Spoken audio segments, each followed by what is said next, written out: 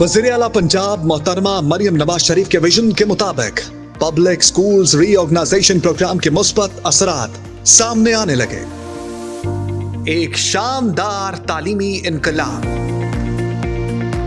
जी हाँ, ये जो आप स्कूल की इमारत देख रहे हैं, ये लाहौर के इलाके वारिस रोड पर वाक़े गवर्नमेंट अप्पा मॉडल प्राइमरी स्कूल है। इस स्कूल की इंचार्ज हिबा अली गौहर हैं, जिन्होंने BS ऑनर्स इंग्लिश लिटरेचर में कर रखा है। आउटसोर्स होने से पहले इस स्कूल में सिर्फ 50 तलबा ज़ेरे तालीम थे, लेकिन अब ये तादाद बढ़कर 90 हो चुकी है। तलबा की बढ़ती तादाद को देखते हुए असातिज़ा की तादाद 1 से बढ़ाकर 7 कर दी गई है। स्कूल का इंफ्रास्ट्रक्चर बदतरीज बेहतर किया जा रहा है। यहाँ 3 वॉशरूम्स भी बनाए गए हैं। यही नहीं, बल्कि यहाँ दीवारों और मेन गेट को खूबसूरत रंगों से आरास्ता किया गया है ताकि बच्चे बेहतर माहौल में तालीम हासिल कर सकें।